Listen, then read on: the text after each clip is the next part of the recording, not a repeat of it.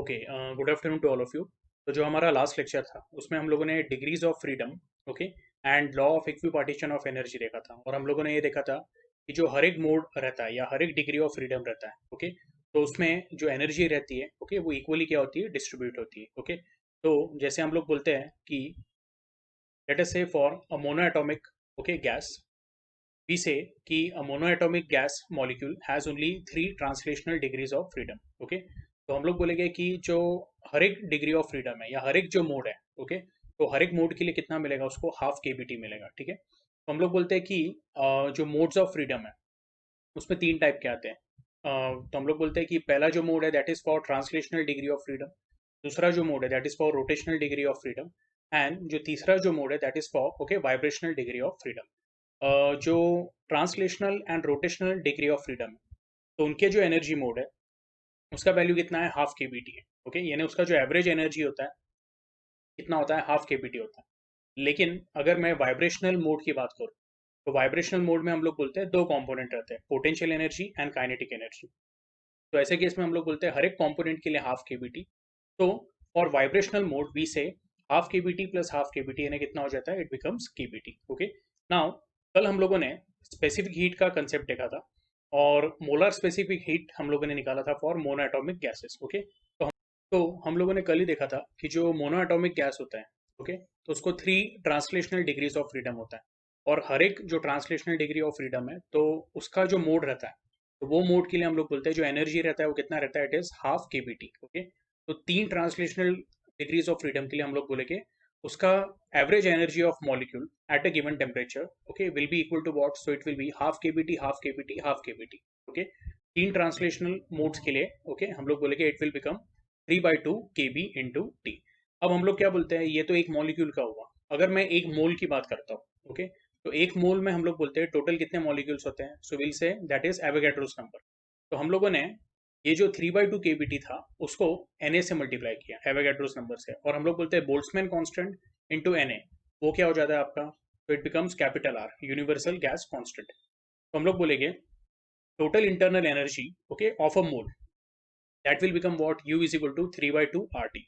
और उसके बाद जैसे हम लोगों ने CV का जो बेसिक डेफिनेशन है, या मैं बोलूँगा molar molar specific heat at constant volume is given by what, so we say it is DU by DT। तो उसको जब डिफ्रेंशिएट करेंगे तो हम लोग क्या बोलेंगे, हमारा जो 3/2 R रहेगा वो बाहर आ जाएगा एंड DT/DT क्या हो जाएगा, 1 हो जाएगा। तो आपका CV का वैल्यू आता है 3/2 R।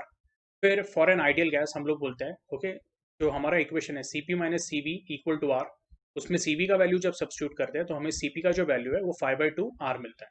ये हम लोगों ने लास्ट लेक्चर में देख लिया था। इसके बाद फिर हम लोगों ने एडियाबैटिक इंडेक्स निकाला था। Adiabatic index is given by what, okay, CP upon CV, तो 5/2 R upon 3/2 R, that will become what, 5/3। ठीक है, आई होप यहाँ तक आपको अच्छे से समझ में आया है। अब हम लोग डायटोमिक गैसेस की बात करेंगे। तो डायटोमिक गैसेस में हम लोगों ने ये देखा हुआ है, ओके, कि for a diatomic molecule, okay, it has 5 degrees of freedom. Okay, और उसका शेप कैसा रहता है, डम्बेल जैसा रहता है। अब ये हम लोग किसकी बात कर रहे हैं, तो सिमेट्रिक मॉलिक्यूल की बात कर रहे हैं, जैसे O2 हो गया या N2 हो गया। ठीक है, तो ऐसे केस में हम लोग क्या बोलेंगे, ओके, कि it has 3 translational degrees of freedom and 2 rotational. ये कल हम लोगों ने डिस्कस किया, मैंने आपको बताया भी था कि लेट अस से ये बॉन्ड है, ओके, बिटवीन द मॉलिक्यूल, और यहाँ पे एक एटम है और यहाँ पे दूसरा एटम है। तो हम लोग बोलेंगे ये आपको कुछ डम्बल शेप ऐसा दिखेगा। Okay, yes. तो यहाँ पे मैं बोलूंगा कि जो एक्सिस है वो सेंटर ऑफ मास से पास होता है। तो पहला वाला एक्सिस लेटर से मैं बोल रहा हूँ इट इज लाइक दिस, तो ये इस तरह से रोटेट होगा। ठीक है, और जो दूसरा वाला एक्सिस है वो आपकी तरफ आ रहा है into the plane of the screen. Okay, तो वो फिर इस तरह से रोटेट होगा। तो ये जो दोनों डिग्रीज ऑफ फ्रीडम है रोटेशन, उसके लिए जो उसकी एनर्जी रहेगी वो कितनी रहेगी, तो हम लोग बोलेंगे हाफ के बी टी, हाफ के B T plus 3 translational degrees of freedom. तो जो टोटल है वो हम लोग बोलेंगे it will become what, 5 times half के बी टी, यानी 5/2 के बी टी। अब ये किसका हुआ, एक मॉलिक्यूल का हुआ। ओके, तो हम लोग बोले कि एक मोल के लिए कितना रहेगा, तो एक मॉलिक्यूल का जो 5/2 के बी टी है उसको हम लोग एवोगैड्रोस नंबर से मल्टीप्लाई करके, that is what, capital N, और k B into N A कितना हो जाएगा, it will become R. So U का वैल्यू कितना आया, 5/2 R T. Okay, I hope आपको आ रहा है समझ में। और नहीं आ रहा है समझ में तो यहाँ पे आपको मैं बता देता हूँ। Okay, energy of diatomic molecule, okay, मैं भी इंटरनल एनर्जी की बात कर रहा हूँ, तो ऐसे केस में हम लोग बोलेंगे यहाँ पे जो 3 ट्रांसलेशनल डिग्रीज ऑफ फ्रीडम है उसके लिए हो जाएगा 3 × 12 kBt, और 2 रोटेशनल डिग्रीज ऑफ फ्रीडम है तो वो हो जाएगा 2 × 12 kBt।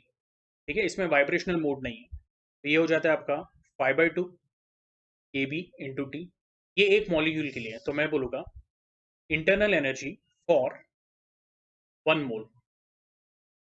ओके, तो जो U का वैल्यू वो आपका आएगा 5/2 kB × t into Avogadro's number Na, वो आपका हो जाता है 5/2 R × t। Late us say इसको इक्वेशन 1 बोला, तो हम लोग बोलेंगे जो CV रहेगा यानी molar specific heat at constant volume, that will be what, तो it will be du upon dt। तो इसमें हम लोग बोलेंगे 5/2 R को बाहर ले लेते हैं, U का वैल्यू क्या है 5/2 RT, उसको जब डिफरेंशिएट करेंगे विद रिस्पेक्ट टू t, तो हम लोगों ने 5/2 × R बाहर ले लिया और बचेगा क्या dt/dt। आपका आंसर क्या आएगा 5/2 टाइम्स R। ओके, ये हो गया आपका इक्वेशन सेकंड। Cp का जो वैल्यू रहेगा तो हम लोग कैसे निकालेंगे, it will B CV plus R, यानी कितना हो जाएगा, तो हम लोग बोलते हैं CP minus CV is equal to R, तो वो CP is CV plus R। ये हो जाएगा 5/2 R plus R, that is going to be 7/2 R। Okay, this is your equation number 3। और ऐसे केस में जो एडियाबैटिक इंडेक्स आएगा that will be CP upon CV 7/2 R upon 5/2। Okay, तो इसमें R कैंसिल हो गया, 2 कैंसिल हो गया, आपको क्या मिलेगा एडियाबैटिक इंडेक्स जो रहेगा गैमा, ये एक्चुअली V जैसा दिख रहा है, ये थोड़ा सा मैं ऐसे कर देता हूँ लाइक दिस, तो हम लोग बोलेंगे दैट विल बी 7/5। ये क्लियर है? ठीक है, आपके टेक्स्ट बुक में भी यही दिया हुआ है। अब इसमें बस एक बात ऐसी है कि if the diatomic molecule is not rigid, जैसे कार्बन मोनोऑक्साइड है, तो हम लोग बोलेंगे उसके अंदर एक वाइब्रेशनल मोड भी होता है। तो वाइब्रेशनल मोड की वजह से हम लोग बोलते हैं वाइब्रेशनल मोड में 2 कंपोनेंट्स रहते हैं, पोटेंशियल एंड काइनेटिक के, तो दोनों का वैल्यू हाफ के बी टी, यानी वाइब्रेशनल मोड के लिए जो एनर्जी है वो कितना है, it is going to be kB × t। Half half 1 हो गया, ये समझ में आ रहा है? तो हम लोग बोलेंगे एक मॉलिक्यूल का जो टोटल एनर्जी रहेगा वो कितना रहेगा, अगेन मैं यहाँ पे लिख देता हूँ। तो हम लोग ऐसे बोलेंगे internal energy of diatomic molecule. Okay, चाहिए तो मैं यहाँ पे अलग कलर की इंक यूज कर देता हूँ।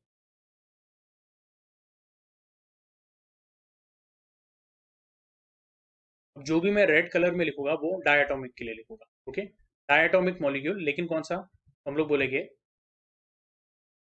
Non rigid. ओके, यहाँ पे दिया हुआ है if a diatomic molecule is not rigid it has additional vibrational mode. Okay, इसका एग्जांपल क्या ले लेंगे हम लोग, कार्बन मोनोऑक्साइड। तो इसमें हम लोग क्या बोलेंगे, एक और कंपोनेंट ऐड हो जाएगा, और वो कंपोनेंट क्या रहने वाला है, that will B vibrational mode का कंपोनेंट kB × t। तो ये हो गया, यानी कितना हो गया टोटल 7/2 kB × t। ठीक है, मैं जो अवेलेबल जो मैंने यहाँ पे लिखा हुआ है उसमें मैं क्या कर रहा हूँ, थोड़े चेंजेस कर रहा हूँ। आई होप आपको ये समझ में आ रहा है। ओके, अच्छा, फॉर 1 मोल हम लोग क्या बोलेंगे, तो ये इक्वेशन ऐसे ही रहने देता हूँ, मैं यहाँ पे साइड में लिख देता हूँ U फॉर 1 मोल, यानी इंटरनल एनर्जी फॉर 1 मोल। तो इसको ही हम लोग किससे मल्टीप्लाई करेंगे, Na से, तो डायरेक्टली आंसर लिख देता हूँ, क्या मिलेगा हमें 7/2 R × t। Late us say इसको मैं बोल देता हूँ दिस इज योर इक्वेशन ए। और जो CV आएगा, ओके, तो यहाँ पे नॉन रिजिड या नॉट रिजिड मॉलिक्यूल्स होते हैं, डायटोमिक मॉलिक्यूल्स, उसके लिए जो CV आएगा वो सेम रहेगा du/dt। तो यहाँ पे 5/2 R बाहर आया था, इधर क्या हो जाएगा 7/2 R बाहर आ जाएगा dt/dt। मैं डायरेक्टली आंसर लिख देता हूँ, यहाँ पे आंसर आएगा हमारा 7/2 times R। Let us say this is your equation B। Similarly CP जो रहेगा that will be what, CV plus R, that is going to be 7/2 R plus R। ये आपका हो जाएगा 9/2 times R। This is your equation C। और जो आपका adiabatic index आएगा gamma, that will be CP/CV, और उसका आंसर जो आएगा that will be 9/7। Okay, I hope आपको ये क्लियर है। तो ये दोनों ही जो हम लोगों ने एक्सप्लेनेशन दी है वो डायटोमिक मॉलिक्यूल्स की, लेकिन जो ब्लैक में लिखा हुआ है it is for rigid molecule, और ये जो है it is for non rigid molecule. ये क्लियर है? ओके, अच्छा, आप रिजिड मॉलिक्यूल लेने आप ऐसे भी बोल सकते हो, ओके, कि जो सिमेट्रिक मॉलिक्यूल है, जहाँ पे कोवेलेंट बॉन्ड क्या है, प्रॉपर है और स्ट्रांग है, ठीक है। यस, अब हम लोग क्या देखेंगे, तो बेसिकली अगर आप टेक्स्ट बुक में भी चेक करोगे, ओके, तो यहाँ पे भी आप देख सकते हो कि for non rigid molecule you का वैल्यू 7/2 RT आता है, सीवी का वैल्यू 7/2 R आता है, सीपी का 9/2 R आता है, गैमा का क्या आता है 9/7, ठीक है। यस, हमारा भी क्या आ रहा था, इट वॉज 9/7, ठीक है, ये क्लियर है।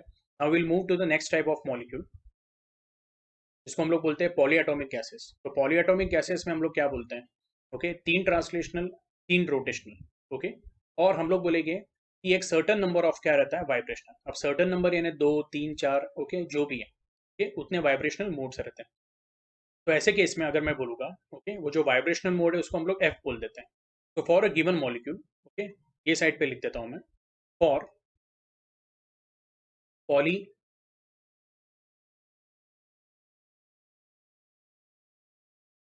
एटॉमिक गैसेस, ओके, हम लोग बोलेंगे फॉर अ गिवन मॉलिक्यूल, जो उसका वैल्यू रहेगा, internal energy of a molecule will be equal to what. तो 3 ट्रांसलेशन यानी 3/2 KB into T, 3 rotational 3/2 KB into T, okay. और हम लोग बोलते हैं कि वाइब्रेशनल जो है, तो वाइब्रेशनल मोड हमें पता नहीं है, वो सर्टन नंबर्स होते हैं, ऐसा नहीं कि बहुत ज़्यादा होते हैं, लेकिन शायद 2 हो सकते हैं, 3 हो सकते हैं, 4 हो सकते हैं, उसको हम लोग एफ बोल देते हैं, ओके। तो एफ टाइम्स हर एक जो वाइब्रेशनल मोड का एनर्जी होता है वो कितना होता है, it is KB into T, half KBT नहीं होता है, okay, it is double of half KBT, ये आपको ध्यान में रखना है।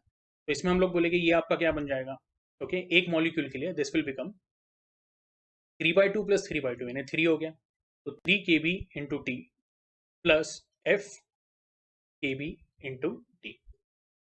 तो जो इंटरनल एनर्जी है, तो यहाँ से हम लोगों ने कॉमन टर्म्स निकाल दिया, तो आपको क्या मिलेगा, this will be 3 + F KB into T, okay. तो मैं बोलूँगा for 1 mole, okay, U for 1 मोल, आपका जो वैल्यू आएगा, तो आप इसको किससे मल्टीप्लाई करोगे, तो एवोगैड्रोस नंबर से हम लोग इसको मल्टीप्लाई करते हैं, तो ये हो जाएगा 3 + F into KB into Na क्या हो जाएगा, R हो जाएगा, इंटू T। तो आपका जो CV है, ये by definition molar specific heat क्या हो जाएगा, du/dt। तो इसको जब T के साथ डिफ्रेंशिएट करेंगे तो बचेगा क्या यहाँ पे, 3 + F into R बाहर आ जाएगा, एंड dt/dt क्या हो जाएगा, 1। तो आपका CV का वैल्यू क्या आया है, okay, yes, we will say it is 3 + F into R। Let us say इसको मैं बोल देता हूँ, this is your equation number, चलो यहाँ पे 5 बोल देते हैं, ठीक है। और ये वाले स्पेस में मैं CP का भी वैल्यू निकाल लेता हूँ, ठीक है। तो CP क्या रहेगा, it will B CV, okay, यहाँ पे जैसे हम लोगों ने लिखा है CV + R, तो 3 + F into R + R, यानी वो क्या हो जाएगा, 3 + F into R + R, इसमें से भी R कॉमन ले लो तो आपको मिलेगा 3 + F + 1 into R, which is going to be what, okay. तो थोड़ा अच्छे से लिख देता हूँ, तो यहाँ से हम लोगों ने R कॉमन लिया है, तो आपको मिलेगा 3 + F + 1 into R is going to be what, 4 + F into R, ठीक है। और जो एडियाबैटिक इंडेक्स होगा तो वो मैं यहाँ पे लिख देता हूँ, एडियाबैटिक इंडेक्स गैमा जो रहने वाला है, that will be the ratio of CP/CB। तो मैं बोलूँगा 4 + F into R/3 + F into R, तो उसका जो वैल्यू आएगा वो आपको आएगा 4 + F/3 + F, ये क्लियर है। तो बेसिकली आपका जो गैमा का वैल्यू आ रहा है that is coming as 4 + F/3 + F, okay. Text book में देख लेते हैं, गैमा का वैल्यू आपका कितना आ रहा है, 4 + F/3 + F। अब इसके बाद हम लोग बोलेंगे the relation CP - CB equal to R is true for any ideal gas whether it is monoatomic, diatomic और पॉलीएटॉमिक, ठीक है। अब specific heat capacity of solids, तो हम लोग बोलते हैं सॉलिड्स में ट्रांसलेशनल और रोटेशनल जो डिग्रीज ऑफ फ्रीडम है वो होने नहीं वाले, ठीक है। तो अवेलेबल क्या रहता है, तो व्हाट वी से इज कि सॉलिड में जो एटम्स रहते हैं, ओके, जैसे अगर मैं कोई मेटल की बात कर रहा हूँ, मोनोएटॉमिक कंसीडर किया, तो उनमें क्या रहते हैं, हम लोग बोलते हैं तो वाइब्रेशनल मोड अवेलेबल रहता है, तो हम लोग क्या बोलेंगे, okay, consider a solid of N atoms each vibrating about its mean position. तो वाइब्रेशनल मोड के लिए हम लोग बोलते हैं जो एनर्जी रहता है फॉर अ गिवन मॉलिक्यूल कितना रहता है, it is KB into T, okay. तो हम लोग बोलेंगे कि जो एक मोल का एनर्जी रहेगा। तो एक मोल का एनर्जी कितना रहेगा? तो एक काम करते हैं, ये जो स्क्रीन है इसको मैं क्लियर कर देता हूँ। मैं ऐसा बोलूँगा, फॉर मोनोएटॉमिक सॉलिड्स, आपके टेक्स्ट बुक में उन्होंने डायरेक्टली दिया हुआ है, मैं आपको यहाँ पे डिटेल में बताता हूँ। आप ऐसे बोल सकते हो, for one atom it has three vibrational mode.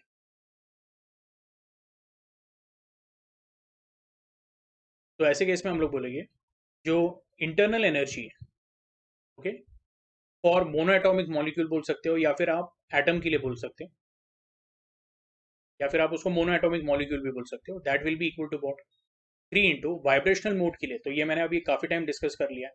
Vibrational mode के लिए जो एनर्जी रहता है वो कितना रहता है? इट इज़ के बी इंटू टी। तो वो क्या हो जाएगा? 3 kb इंटू टी। तो मैं ऐसा बोलूँगा, internal energy, okay, for one mole, okay, तो आप यू भी बोलते हो, फिलहाल ऐसे ही समझ लो, ओके। तो वो हो जाएगा 3 kb into T into Avogadro's number, that is what, N A. तो K B into N A, okay, in a Boltzmann constant into Avogadro's number, वो क्या होने वाला है? It is going to be universal gas constant, that is 3 into R T. तो अभी आपको you मिल गया। यू यानी कि क्या है? तो it is internal energy for one mole. तो हम लोग बोलेंगे molar specific heat at constant volume is defined as what, du by dt, that is going to be d by dt of 3 into R into T. 3 को बाहर ले लिया, are को बाहर ले लिया, तो आपके पास बचेगा क्या? dt by dt। तो it will be equal to what, 3 R. और तो बेसिकली आपका सीवी का जो वैल्यू आ रहा है वो आ रहा है 3 आर। लेटर से इसको मैंने बोल दिया इक्वेशन 1। अब आपको ये बात ध्यान में रखना है, सॉलिड्स जो है वो बहुत ज़्यादा एक्सपांड नहीं करते, ठीक है? यानी उनका जो एक्सपांशन रहता है वो क्या रहता है? निग्लिजिबल रहता है। तो ऐसे केस में हम लोग बोलते हैं, okay, C P is approximately equal to what, c, okay, yes, and we can say it, उसका भी जो वैल्यू है that is equal to what, 3r। आप ये लॉजिक भी लगा सकते हो, या फिर आप ऐसे बोल सकते हो, ओके, अगर आप लॉ ऑफ थर्मोडाइनमिक्स यूज करते हैं तो delta Q is equal to what, हम लोग बोलते हैं delta Q plus P delta V, okay, yes. तो आप जो भी हीट सप्लाई कर रहे हो, part of that heat, okay, is actually utilize to increase the internal energy, and the remaining part is utilize to perform work. लेकिन हम लोग बोलते हैं डेल्टा वी क्या रहता है? सॉलिड्स में बहुत निग्लिजिबल रहता है, तो इसका वैल्यू अप्रोक्सीमेटली क्या रहेगा? Equal to 0। तो ऐसे केस में हम लोग बोलते हैं delta Q is equal to what, delta U, okay. और हम लोग बोलते हैं कि जो आपका, अगर delta Q is equal to delta U, तो हम लोग ऐसे भी बोल सकते हैं D Q is equal to what, D U. तो आप ऐसा भी बोल सकते हो D Q upon D T is equal to D U upon D T. Hence we can say C P is equal to C V is equal to what, T R. ये clear है? ठीक है, ये हो गया आपका equation 3। This is for the case of what, solids, ठीक है। अब इसमें एक और केस है जहाँ पे उन्होंने specific heat capacity of water निकाला है, ओके। तो सॉलिड्स के लिए सीपी एंड सीबी दो अलग अलग डिफाइन नहीं करके, ओके, सिंपली वहां पे क्या है, सिर्फ क्या बोला हुआ है, कैपिटल सी बोला हुआ है। ये क्लियर है आप लोगों को? ओके, अच्छा, अभी देख लेते हैं next part, specific heat capacity of water. तो हम लोग बोलते हैं if we treat water like solid, okay, then for each atom average energy is what, 3 kb into T. अब इसका मतलब क्या है? तो हम लोग बोलते हैं कि जब वाटर की बात आती है तो वाटर क्या रहता है? इट इज इनकम्प्रेसिबल, सॉलिड्स की तरह ही रहता है। और उसको अगर हम लोग, ओके, सॉलिड के ही केस के साथ ट्रीट करते हैं तो हम लोग बोलेंगे वाटर के अंदर अगर हर एक इंडिविजुअल एटम देखा तो हम लोग बोलते हैं 2 हाइड्रोजन और एक ऑक्सीजन एटम है। तो उसके लिए हम लोग क्या बोलेंगे? ओके, यस, हर एक एटम के लिए हम लोग बोलेंगे जो एनर्जी अवेलेबल रहेगा वो कितना रहेगा? 3 kb इंटू टी। तो 3 जो एटम्स है, 2 हाइड्रोजन और एक ऑक्सीजन, उसके लिए जो टोटल एनर्जी रहेगा वो कितना रहेगा? तो इट विल बी 9 kbt। तो हम लोग क्या बोल रहे हैं? Okay, for one atom 3 vibrational mode, तो वो 3 kbt हो जाता है। तो एक काम करता हूँ, इसको मैं क्लियर कर देता हूँ। तो मैं ऐसा बोलूँगा, for water molecules which has 3 atoms, तो ऐसे केस में हम लोग क्या बोलेंगे? जो internal energy of one water molecule, हम लोग क्या बोलेंगे? That will be equal to 3 into 3 kbt, that is going to be what, 9 kbt। फॉर 1 मोल लोग बोलेंगे यू का वैल्यू क्या आएगा, तो यू का वैल्यू आएगा 9 kb टी इंटू 1 मोल में कितने हम लोग बोलते हैं मॉलिक्यूल्स रहते हैं, तो इट इज एवोगैड्रोस नंबर, तो के बी इंटू एन है, यानी कितना हो जाएगा, इट विल बी आर, तो it is going to be what 9 times R into T. तो हम लोग बोलेंगे यहाँ पे जो आपका सीवी का वैल्यू आएगा, ओके। अब वाटर के केस में भी सीपी एंड सीवी सेम ही होने वाला है, तो आप उसको सीपी बोलो या सीवी बोलो या सिंपली सी बोलो, ओके। उसका वैल्यू आएगा D U by D T which is going to be what 9 times R, okay. ये आपको ध्यान में रखना है, तो यहाँ पे भी ऐसे ही दिया हुआ है उन्होंने, ठीक है। तो इसके साथ आपका okay kinetic theory of gases का जो पार्ट है वो ऑलमोस्ट क्या हो जाता है, कंप्लीट हो जाता है, ठीक है। यस, अब हम लोग बोलते हैं जो नेक्स्ट पार्ट है तो वो रेडिएशन का पार्ट है, लेकिन रेडिएशन के पहले कुछ लॉज ऑफ थर्मोडायनेमिक्स है वो देख लेते हैं, ओके। सो बेसिकली थर्मोडायनेमिक्स में पहला जो है that is zeroth law of thermodynamics, okay. अब ये लॉ बहुत ही सिंपल है, तो जीरोथ लॉ क्या बोलता है, okay. Zeroth law of thermodynamics can be stated if two bodies P and Q are in thermal equilibrium and also P and R are in thermal equilibrium, then Q and R are also in thermal equilibrium। अब इसका मतलब ऐसा है कि suppose मैं बोल रहा हूँ कि there are two bodies, okay. पहली वाली जो बॉडी है हम लोग बोल देते हैं इट इज P, दूसरी वाली जो बॉडी है उसको मैं बोल देता हूँ late us say Q, okay. Both are in thermal equilibrium. Thermal equilibrium का मतलब क्या, दोनों के बीच में ओके हीट एक्सचेंज नहीं हो रहा है, ना P से Q की तरफ हीट ट्रांसफर हो रही है ना Q से P की तरफ हीट ट्रांसफर हो रही है, ठीक है। ऐसे केस में हम लोग क्या बोलते हैं, दोनों के बीच में क्या एस्टेब्लिश्ड है, थर्मल इक्विलिब्रियम।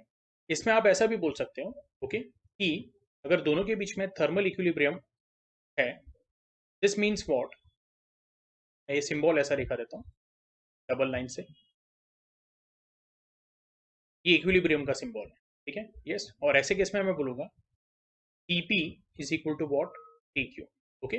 तो these two bodies are in thermal equilibrium, ठीक है। अच्छा, इसमें एक और केस ऐसा है कि there is also a third body, okay. तो थर्ड बॉडी उसको हम लोग आर बोल देते हैं, तो P एंड आर हम लोग बोल रहे हैं उनके बीच में भी क्या है, we are saying there is thermal equilibrium.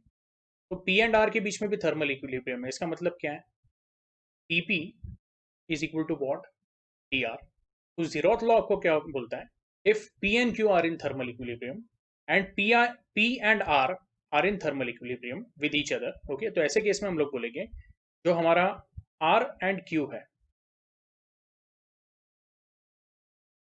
वो भी एक दूसरे के साथ क्या रहेंगे, they will be in thermal equilibrium. यहाँ पे स्ट्रेट लाइन यूज करना था, ओके, लेकिन आई होप आपको आया समझ में। एकदम सिंपल है कि अगर P and Q are in thermal equilibrium, Tp is equal to what, Tq। P and R are in thermal equilibrium, तो Tp is equal to what, Tr। तो ऐसे केस में हम लोग क्या बोलेंगे, अगर Tp is equal to Tr, Tp is equal to Tq, तो मैं ऐसा भी बोल सकता हूँ Tr is equal to what, Tq। तो इन दोनों के बीच में भी क्या रहेगा, there will be no heat exchange, और हम लोग बोलते हैं this is what basically thermal equilibrium, okay. तो ये आपको आया समझ में। तो जीरोथ लॉ का कंसेप्ट बहुत ही सिंपल है, यहाँ पे एक स्टेटमेंट है ऊपर का स्टार्टिंग का, वो पढ़ लेता हूँ। When two bodies are kept in contact there is no transfer of heat, okay, taking place, then these bodies are said to be in thermal equilibrium, okay. तो ये आपको कंडीशन आई समझ में थर्मल इक्विलिब्रियम की। तो जीरोथ लॉ का statement हम लोग ऐसे भी बोल सकते हैं, okay, if two bodies are in thermal equilibrium with each other, ठीक है, and one of the two bodies is in thermal equilibrium with the third body also, okay, then हम लोग बोलेंगे second and third body are also in thermal equilibrium, ठीक है। yes, I hope आपको ये clear है। उसके बाद जो नेक्स्ट कंसेप्ट है आपका that is heat work and internal energy.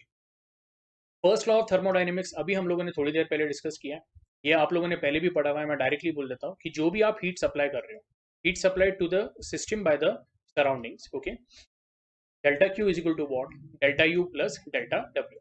अब वो एक एक्सपेरिमेंट है पिस्टन एंड सिलेंडर का, तो उसमें से हम लोग बोलते हैं एटमॉस्फेयर से क्या हो रही है, हीट एब्जॉर्ब हो रही है, इसकी वजह से गैस क्या होती है, एक्सपांड होती है, ठीक है। गैस एक्सपांड होती है लेकिन साथ में उसका टेम्परेचर भी राइज होता है, तो जब टेम्परेचर राइज होता है तो हम लोग क्या बोलते हैं कि उसका इंटरनल एनर्जी क्या हो रहा है, बढ़ रहा है, ठीक है। क्योंकि हम लोग बोलते हैं टेम्परेचर जो है okay it depends on what, internal energy, okay, ये क्लियर है। या फिर हम लोग वाइस वर्सा भी बोल सकते हैं, internal energy is function of what, temperature. Anyway, तो फर्स्ट लॉ ऑफ थर्मोडाइनमिक्स क्या बोलता है? ओके, जितना आप हीट सप्लाई कर रहे हो, अ part of that heat is used to increase or change the internal energy of the system, and the remaining part of energy is used to perform work. ठीक है, this is called as what? First law of thermodynamics. ये clear है? उसके बाद यहाँ पे अगर आप देखोगे तो उन्होंने दो प्रोसेसेस दिए हुए, isothermal process and adiabatic process.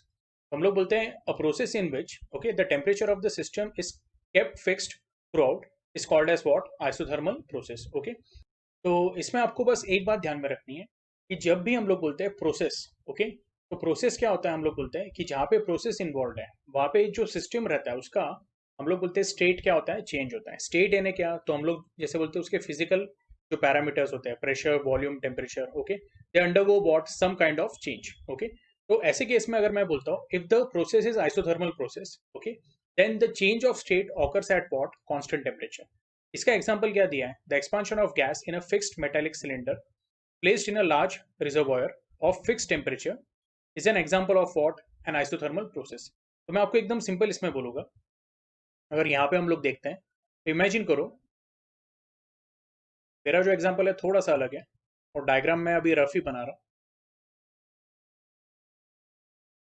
तो हम लोग बोलेंगे कि लेट अस से एक सिलेंडर है जिसको हम लोगों ने ये पिस्टन फिक्स किया हुआ है। ठीक है, आप इसको क्या कर रहे हो? हीट सप्लाई कर रहे हो। अब जो आप हीट सप्लाई कर रहे हो, ठीक है, हम लोग बोलेंगे a part of that heat is being used for what? To perform work. यानी गैस क्या होगी? एक्सपांड होगी। गैस एक्सपांड होगी तो पिस्टन का पोजीशन क्या हो जाएगा? चेंज हो जाएगा। ओके, तो इनिशियली पिस्टन ये लेवल पे था, अब एक्सपांशन की वजह से वो ये लेवल पे पहुंच गया है। ठीक है, ये आपको आ रहा है समझ में? तो ऐसे केस में हम लोग क्या बोलेंगे? ओके, कि जो अमाउंट ऑफ हीट उसको मिल रहा है, ओके, उसमें पार्ट ऑफ हीट काय के लिए यूज हो रहा है? तो पार्ट ऑफ हीट जो है हम लोग बोल रहे हैं it is use to perform work, and remaining part of heat, okay, it is exchange to what? Atmosphere. अब आप बोलोगे सर इसका एग्जैक्टली मतलब क्या हुआ? तो हम लोग बोलते हैं law, first law of thermodynamics क्या है? Delta Q is equal to what? Delta U plus P delta B. अब ऐसा समझ लो कि जो भी हीट मिल रही है, ओके, तो उसमें से जो पार्ट है हम लोग बोलते हैं it is use to what? Perform work, that is P into delta V. लेकिन बाकी की जो हीट है तो it is okay lost to what? Atmosphere. तो हम लोग इसको ऐसे बोलेंगे this is going to be delta Q is equal to delta U के जगह पे, ओके, मैं डेल्टा यू को निकाल देता हूँ, मैं यहाँ पे बोलूंगा delta Q one plus P delta B. तो ये बेसिकली क्या है? डेल्टा क्यू वन क्या है? तो it is heat loss to the atmosphere. Okay, हम लोग बोल रहे हैं ये जो मेटेलिक सिलेंडर है, ओके, उसके जो वॉल्स है वो इंसुलेटेड नहीं है, तो जो एक्स्ट्रा हीट रहेगा वो क्या हो जाएगा? एटमॉस्फेयर को लूज हो जाएगा। तो ऐसे केस में हम लोग बोलेंगे कि जो अंदर की गैस है, अंदर की गैस का इंटरनल एनर्जी क्या रहेगा? हम लोग बोलेंगे ओवरऑल कांस्टेंट रहेगा। ये आपको आ रहा है समझ में? और ऐसे केस में हम लोग बोलेंगे उसका टेम्परेचर भी क्या रहेगा? कांस्टेंट रहेगा। यानी आप ऐसे बोल सकते हैं कि अगर उसकी इंटरनल एनर्जी इंक्रीज भी हो रही होगी, ओके, तो इमीडिएटली वो जो एनर्जी है it is lost to what? It is lost to atmosphere. तो ऐसे हम लोग बोलते हैं ओवरऑल अगर मैं बोलूंगा कि net change in internal energy क्या है? It is zero. और अगर net change in internal energy zero है तो मैं बोलूंगा कि जो temperature of the gas molecules रहेगा वो क्या रहेगा? कांस्टेंट रहेगा, और ये जो प्रोसेस रहेगा that will be what? Isothermal process. ये क्लियर है आप लोगों को? अब इसके बाद हम लोग बोलते हैं आइसोथर्मल प्रोसेस में, ओके, हम लोग अगर बोलते हैं कि बॉयल्स लॉ यूज किया तो P is inversely proportional to V when temperature is constant. तो ऐसे केस में हम लोग बोलेंगे PV इज व्हाट? कांस्टेंट। ठीक है, अब हम लोग बोलेंगे in adiabatic process the system is insulated. Okay, basically adiabatic process क्या है? तो हम लोग बोलते हैं ऐसे प्रोसेस में ना एनर्जी, ओके, हम लोग एब्जॉर्ब करते हैं ना एनर्जी रिलीज करते हैं, इन्हें neither the heat is absorb और heat is released. No exchange of heat takes place between system and surrounding. और उसका जो रिलेशन है in terms of pressure and volume it is given as PV raised to gamma equal to what? Constant, where gamma is nothing but it is called as adiabatic constant, which is ratio of what? Specific heats, Cp upon Cv. ठीक है, if an ideal gas undergoes a change in state adiabatically, we say P1 V1 raised to gamma is equal to what? P2 V2 raised to gamma. अब इसके बाद जो next part है that is what? Second law of thermodynamics. ठीक है, अब जो second law of thermodynamics है ना, तो मैं आपको डायरेक्टली ओके व्हाइट स्क्रीन के ऊपर एक्सप्लेन कर, तो इसको मैंने अभी क्लियर कर दिया है। तो basically second law of thermodynamics समझने के पहले ओके कुछ टर्म्स है जो आप लोगों को समझ में आनी चाहिए या आपको पता होनी चाहिए. That is first one is heat reservoir. Okay, और हम लोग बोलेंगे जो हीट रिजर्वॉयर है it is at temperature T1. Now what exactly is heat reservoir? हम लोग बोलेंगे heat reservoir is a large mass okay of substance या मैटर ओके जिसमें आप अगर थोड़ा बहुत हीट ओके उससे एक्सट्रैक्ट कर लेते हो या उसमें हीट अगर आप सप्लाई भी करते हो. ठीक है, यस. बेसिकली हीट रिजर्वॉयर से हम लोग हीट क्या करते हैं, एक्सट्रैक्ट ही करते हैं. तो वो हीट एक्सट्रैक्ट करने के बाद भी हम लोग क्या बोलेंगे कि उसका जो टेम्परेचर है ओके वो कुछ चेंज नहीं होगा and it is going to remain what constant. इसका एग्जाम्पल क्या है? तो इमेजिन करो कि 1 kg ऑफ आइस हम लोगों ने क्या किया है, टेरेस पे रखी हुई. वो 1 kg ऑफ आइस जो है वो कहाँ से हीट एब्जॉर्ब करेगी? तो एटमॉस्फेयर से हीट एब्जॉर्ब करेगी. लेकिन वो 1 kg ऑफ आइस जब एटमॉस्फेयर से हीट एब्जॉर्ब करेगी टू मेल्ट ओके ऐसे केस में हम लोग ऐसा नहीं बोलेंगे कि पूरे एटमॉस्फेयर का जो टेम्परेचर है वो कम हो जाएगा. ठीक है, तो एटमॉस्फेयर के टेम्परेचर में कुछ ज्यादा फर्क नहीं आता है ओके, निग्लिजिबल भी फर्क नहीं आएगा. ओके, तो ऐसे केस में हम लोग क्या बोलेंगे, atmosphere is what it is heat reservoir. और एक और टर्म आपको पता होनी चाहिए that is what heat sink. Okay, तो what exactly is heat sink? Okay, इसको थोड़ा अच्छे से लिख देता हूँ.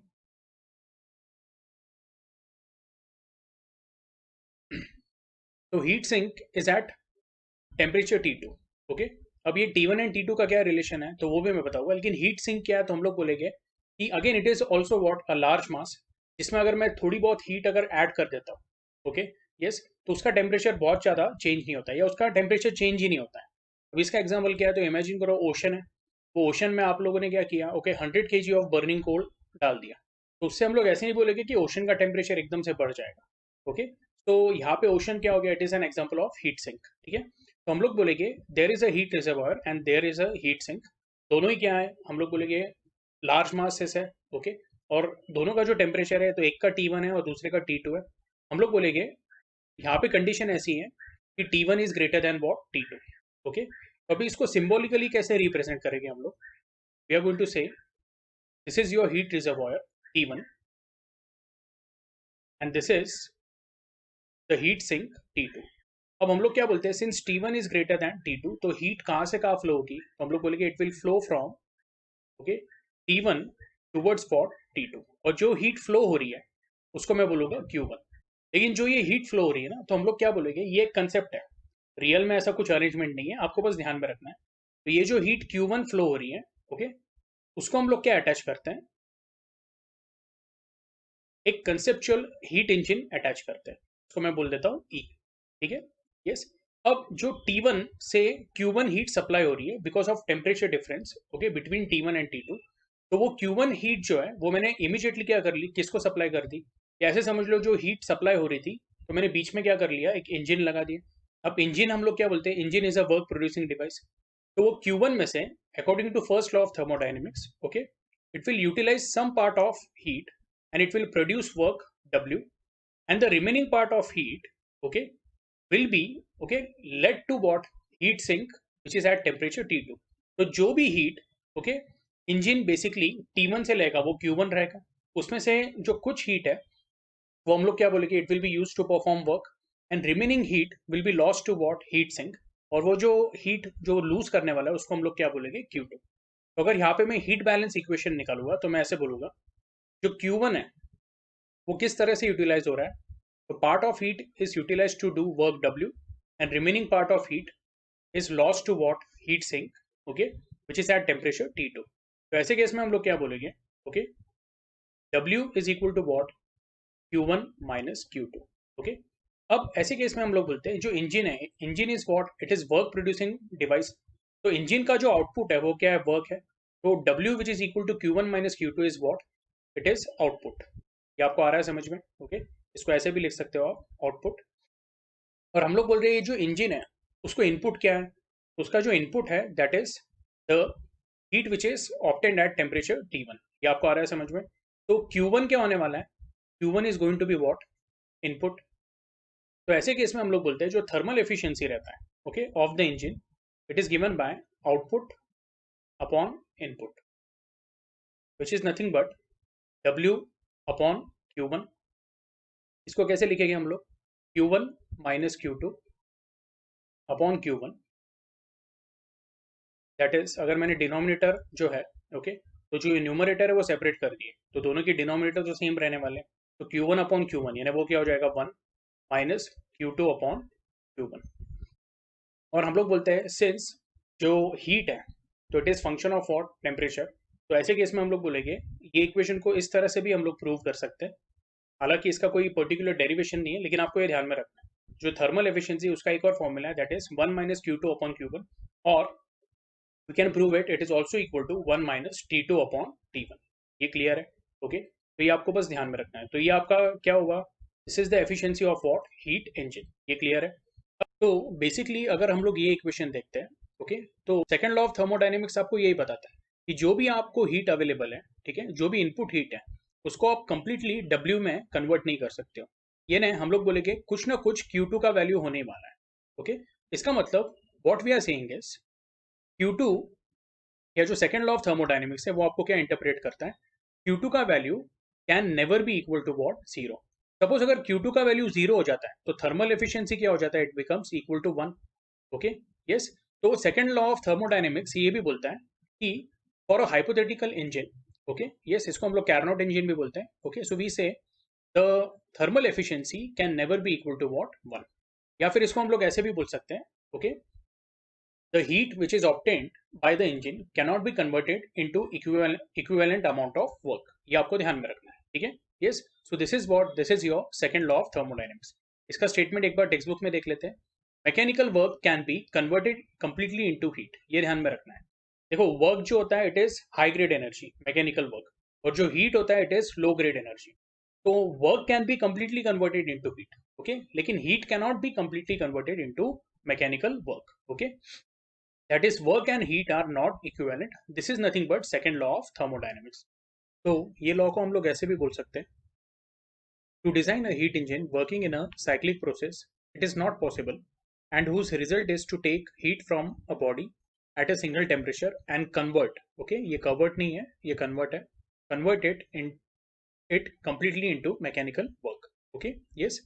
और यहाँ पे अगर हम लोग देखेंगे तो इसका एक और इंटरप्रिटेशन दिया है कि अगर थर्मल एफिशिएंसी की बात करेंगे तो eta is given as what, 1 minus Q2 upon Q1। ठीक है, तो अगर मैं बोलता हूँ कि थर्मल एफिशिएंसी 1 होती है, थर्मल एफिशिएंसी 1 होने का मतलब क्या है, तो हम लोग यहाँ पे बता देते हैं।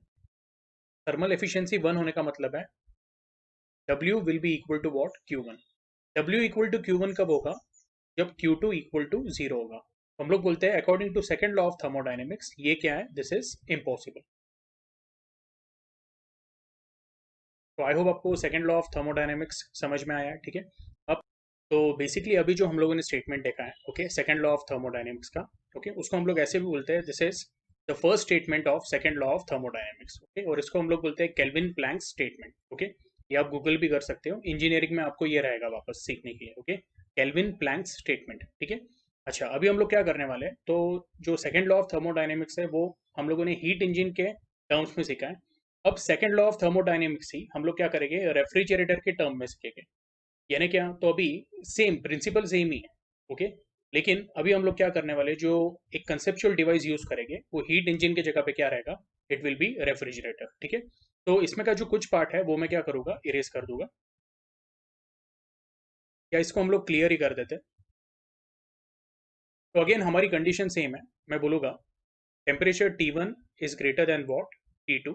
ठीक है, पहले इसमें हम लोग हीट रिजर्वॉयर दिखाएंगे विच इज एट टेम्परेचर T1। यहाँ पे मैं लिख देता हूँ this is your heat reservoir. ठीक है, ठीक है। उसके बाद बीच में हम लोग एक डिवाइस लगा रहे हैं जिसको हम लोग बोल रहे हैं इट इज रेफ्रिजरेटर। और यहाँ पे मैं ऐसा बोलूँगा कि एक सिस्टम है, okay, which is at temperature T2। Okay, and this temperature T2 is lower than what, T1। अब इसको मैं हीट सिंक नहीं बोलूँगा, इसको मैं ऐसा बोलूँगा दिस इज आवर सिस्टम। अब बेसिकली रेफ्रिजरेटर जो है तो उससे हम लोग वर्क प्रोड्यूस नहीं करते, ठीक। यस, तो हम लोग बोलते हैं it is basically what, it is energy consuming device या वर्क कंज्यूमिंग डिवाइस। तो जो वर्क है वो वर्क उसको किससे मिलता है, तो हम लोग बोलते हैं कॉम्प्रेसर से। आप लोगों ने देखा रहेगा कि जो हमारे हाउस होल्ड रेफ्रिजरेटर्स रहते हैं, ठीक, तो उनके बैक साइड में हम लोग क्या बोलते हैं कि कॉम्प्रेसर फिट रहता है, ठीक है। और ये जो कॉम्प्रेसर रहता है वो बहुत ही इंपॉर्टेंट डिवाइस है। वो पूरे रेफ्रिजरेशन सिस्टम जो रहता है या रेफ्रिजरेशन साइकिल जो रहता है उसको कंट्रोल करता है, ठीक है। यस। तो बेसिकली हम लोग क्या बोल रहे हैं कि ये जो रेफ्रिजरेशन सिस्टम है या जो साइकिल है या जिसको मैं रेफ्रिजरेटर ही बोलता हूँ, ओके, तो उसको वर्क कौन प्रोवाइड करता है, okay, will say compressor provides work W to the refrigeration system R। अब हम लोग बोलते हैं नॉर्मली हीट कहाँ से कहाँ फ्लो होती है, हायर टेम्परेचर से लोअर टेम्परेचर। लेकिन रेफ्रिजरेटर में क्या होता है, तो हम लोग बोलते हैं कि पहले से जो सिस्टम कम टेम्परेचर पे है, तो उससे और ज़्यादा हीट क्या किया जाता है, एक्सट्रैक्ट किया जाता है। और वो हीट कहाँ पे रिलीज किया जाता है, एटमॉस्फेयर। तो ये कैसे होता है, तो लेट अस से मैं बोलूँगा ये कूलिंग स्पेस है, और कूलिंग स्पेस का temperature as compare to atmosphere यानी बाहर के टेम्परेचर से क्या रहने वाला है, it is going to be less. तो हम लोग बोलेंगे T2 जो है that is temperature of the system, okay. तो इससे हम लोग क्या करते हैं, for the cooling process we extract heat Q2, ठीक है। ये जो हीट Q2 एक्सट्रैक्ट होगा तो हम लोग बोलेंगे yes Q2 plus W, okay. अभी यहाँ पे हीट बैलेंस इक्वेशन लिख रहे हैं हम लोग, और ये जो रेफ्रिजरेशन सिस्टम है वो Q2 प्लस W को मिला के, ओके, एक ओवरऑल हीट सप्लाई करता है, ओके, या हीट रिजेक्ट करता है ऐसे बोलेंगे, to what, to atmosphere which is at temperature T1। तो हम लोग बोलेंगे Q2 plus W will be equal to what, it will be equal to Q1। ये क्लियर है आप लोगों को। तो आप ऐसे बोल सकते हो W will be equal to what, Q1 minus Q2, this is the work supplied, ठीक है। ये हो गया आपका क्या, अभी इनपुट हो गया। पिछले केस में यानी हीट इंजन के केस में W क्या था, तो W was what, it was output. लेकिन यहाँ पे W क्या है, इट इज इनपुट। क्यों, तो हम लोग बोलते हैं refrigerator is a work consuming device. और जो आउटपुट है, तो आउटपुट क्या है, तो हम लोग यहाँ पे क्या कर रहे हैं, कूलिंग कर रहे हैं। हम लोग बोलेंगे जितना हीट आप एक्सट्रैक्ट करोगे कूलिंग स्पेस से, that is going to be what, Q2 which is what, cooling effect is nothing but what, output, ठीक है। ये क्लियर है। और जैसे हम लोगों ने हीट इंजन में, ओके, एफिशिएंसी डिफाइन की थी, यहाँ पे हम लोग क्या डिफाइन करने वाले हैं, ओके, सीओपी यानी क्या, we call it as coefficient of performance. आपके टेक्स्ट बुक में जो उसका सिंबल दिया हुआ है वो अल्फा दिया हुआ है। It is nothing but again same output upon input, that is going to be Q2 upon Q1 minus Q2। और एक बात है कि एफिशिएंसी की वैल्यू 1 से ज़्यादा नहीं हो सकती, लेकिन जो कोएफिशिएंट ऑफ परफॉर्मेंस है उसकी वैल्यू 1 से ज़्यादा हो सकती है, ये आपको ध्यान में रखना है, ठीक है। आई होप आपको ये फॉर्मूला समझ में आया है, ठीक है। अब जो सेकेंड लॉ ऑफ थर्मोडायनेमिक्स है, तो इन टर्म्स ऑफ रेफ्रिजरेटर वो हम लोग कैसे समझेंगे, तो ये जो सेकेंड वर्जन है, okay, of second law of thermodynamics, उसको हम लोग क्या बोलते हैं, we call it as Clausius statement. यहाँ पे लिख के बता देता हूँ आपको, या आप गूगल भी कर सकते हो। क्लॉसियस स्टेटमेंट, पिछला वाला जो था that was Kelvin Planck's statement, okay.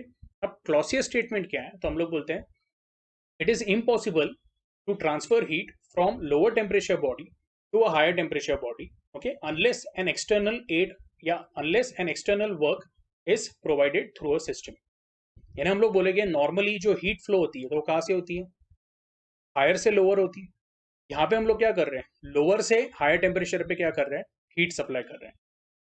तो जब तक कोई एक्सटर्नल सिस्टम या एक्सटर्नल वर्क नहीं रहेगा, okay, without help of that external work, ये पॉसिबल नहीं है कि हम लोग हीट ट्रांसफर कर रहे हैं from lower temperature body to higher temperature body. Normally जो हम लोग देखते हैं हीट कहाँ से कहाँ फ्लो होता है, हायर से लोअर। तो क्लॉसियस स्टेटमेंट आपको वही बोलता है, okay, without, okay, any aid of external work it is impossible, okay, to transfer heat from lower temperature body to higher temperature body. तो इसको हम लोग क्या बोलते हैं, again this is your second version of second law of thermodynamics, ठीक है। आपके टेक्स्ट बुक में भी दिया हुआ है, वो एक बार आप लोगों ने क्या करना है, ओके, रीड कर लेना है। अल्फा का देखो सेम इक्वेशन है, Q2 upon Q1 minus Q2, okay, yes. उसके बाद यहाँ पे क्वासीस्टैटिक प्रोसेस और ये सब दिया हुआ है। तो क्वासीस्टैटिक प्रोसेस का मतलब क्या है, ओके, तो हम लोग बोलते हैं quasistatic process is a thermodynamic process that happens, okay, infinitely slowly, यानी बहुत स्लो होता है वो, okay. No real process is a quasistatic process, यानी ये क्या है, this is again what, this is a conceptual, या फिर हम लोग बोलेंगे कि हाइपोथेटिकल कंसेप्ट है ये, okay, yes. therefore in practice such processes can only be approximated by performing them infinitesimally slowly, यानी मोस्टली हम लोग बोलते हैं प्रैक्टिकली जो भी रिएक्शन या प्रोसेस होते हैं वो बहुत क्विक होते हैं, लेकिन क्वासीस्टैटिक वे में होना वो क्या है, हम लोग बोलते हैं इट इज इम्पॉसिबल। और क्वासीस्टैटिक प्रोसेस का एक और ये है कि हम लोग बोलते हैं कि these processes are also reversible, okay. लेकिन हम लोग बोलते हैं कि रियल में ऐसा होता नहीं है, क्योंकि रियल में जो भी प्रोसेस होते हैं वो हम लोग बोलते हैं इरिवर्सिबल रहते हैं, ये आपको ध्यान में रखना है, ठीक है। तो thermodynamic process is reversible if the process can be turn back such that both the systems and surroundings return to their original states with no other change anywhere else in the universe, okay। तो ये statement आपको आया समझ में कि जहाँ पे system और state they regain their original, okay, state, that is called as what? That is called as reversible process, okay। A process is reversible only if it is a quasi-static system, okay, ये आपको ध्यान में रखना है, या if it is a quasi-static process, ये आपको ध्यान में रखना है, and there are no dissipative effects. For example, a quasi-static isothermal expansion of an ideal gas in a cylinder fitted with a frictionless movable piston is a reversible process, ठीक है। तो ये बस आपको सीईटी पॉइंट ऑफ व्यू से इतना ध्यान में रखना है कि क्वासी स्टैटिक का मतलब क्या है, it is extremely slow and it is a hypothetical concept and it is a reversible process, okay, यहाँ तक क्लियर है। इसके बाद जो आपका नेक्स्ट कंसेप्ट आता है that is absorption, reflection and transmission of heat radiation. तो अभी हम लोग क्या बोलते हैं, सपोज, ओके, अभी ये पूरा थियरी पार्ट है तो इसको हम लोग फटाफट कंप्लीट कर लेंगे। If Q amount of heat is, या Q amount of total radiant energy is incident on a object और अ सब्सटेंस, हम लोग क्या बोलेंगे, a part of it will be absorbed by it, some part will be reflected by it and some part, okay, will be transmitted through the body। तो जो total heat Q रहती है, okay, उसके तीन पार्ट होते हैं, QA, QR and QT, okay. तो हम लोग लिखते हैं QA plus QR plus QT is equal to what, Q, okay. QA यानी heat, part of heat that is absorbed, QR यानी part of heat which is reflected and QT is the part of heat which is transmitted through the body, okay, ये ध्यान में रखना है। अब हम लोग यहाँ पे क्या बोलते हैं, कोएफिशिएंट ऑफ एब्जॉर्प्शन A, इसको हम लोग एब्जॉर्प्टिविटी भी बोलते हैं। It is defined as what, the quantity of heat absorbed upon total incident heat, ये ध्यान में रखना है, ठीक है। उसके बाद जो अगला दिया हुआ है that is coefficient of reflection. Coefficient of reflection क्या है, तो हम लोग बोलेंगे small r is equal to what, amount of heat reflected upon total incident heat, and coefficient of transmission भी सिमिलर है, small t which is equal to what, QT upon Q, the amount of heat that is allowed to be transmitted through the body upon the total amount of heat which was incident on the body। ये clear है आप लोगों को, okay. तो हम लोग बोलेंगे हमारा जो इक्वेशन है, इक्वेशन 9.31, उसको वापस लिखा हम लोगों ने, Q is equal to QA plus QR plus QT dividing through out by Q, तो आपको क्या मिलेगा, 1 is equal to what, A plus R plus T, okay. ये रिलेशन आपको क्या है, हमेशा ध्यान में रखना है, ओके। तो coefficient of absorption plus coefficient of reflection plus coefficient of transmission, इसका जो एडिशन है that is equal to what, 1, okay. इसमें आपको एक बात ध्यान में रखना है, okay, it is clear that जो गुड एब्जॉर्बर होते हैं, okay, they are poor reflector and poor transmitter of radiant energy. Similarly a good reflector is what, it is a bad absorber, ठीक है। अब इसके अंदर हम लोग क्या देखेंगे, there is a concept which is called as athermanous substance, okay, ये आप लोगों ने नोट कर लेना है क्योंकि सीईटी में एक आधा कोई थ्योरी बेस्ड क्वेश्चन इसमें आ सकता है। थ्योरी बेस्ड यानी क्या, तो एक कंसेप्ट के ऊपर आएगा क्वेश्चन कि which of them is athermanous which is not athermanous, okay, ये आपको ध्यान में रखना है। ऐसा कोई क्वेश्चन आ सकता है कि identify the athermanous substance, okay, yes. तो हम लोग बोलेंगे सबसे पहले एथरमेनस सब्सटेंस क्या है, the substances which do not transmit any incident heat radiation, okay, they are called as what, athermanous substance, okay. यानी वो बेसिकली ट्रांसमिट नहीं करता है उसको। अभी इसके एग्जांपल क्या है, तो हम लोग बोलेंगे water, wood, iron, copper, lamp black, okay, water vapour are the athermanous substances. Athermanous substances में हम लोग बोलेंगे कि सिंस हीट ट्रांसमिट नहीं हो रही है तो जो उसकी ट्रांसमिटिविटी है या जो कोएफिशिएंट ऑफ ट्रांसमिशन है वो क्या है, इट इज 0, ये क्लियर है आप लोगों को। और अगर टी का वैल्यू 0 है तो हम लोग बोलेंगे A प्लस आर क्या हो जाएगा, it will be equal to 1, ठीक है।